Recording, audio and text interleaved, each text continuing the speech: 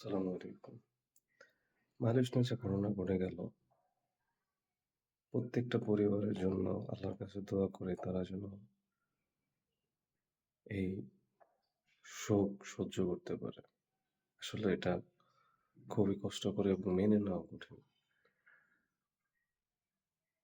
মৃত্যু এতটা সুনিশ্চিত যে আপনি যখন তখন মৃত্যুবরণ করতে পারেন।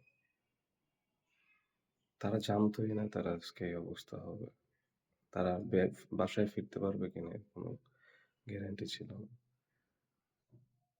কিন্তু বাসায় যারা ছিল তাদের এই বিচ্ছেদ স মানে মেনে নেওয়া কষ্টকর। সবাই শোকাহত পরিবারের জন্য দোয়া করবেন। তারা যেন ধৈর্য ধরতে পারে। আল্লাহ যেন তাদেরকে ধৈর্য দেয়।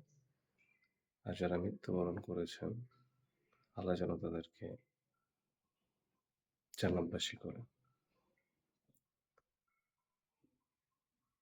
যারা আহত আছে আল্লাহ যেন তাদেরকে অতি তাড়াতাড়ি সুস্থ করে দেন। আমিন।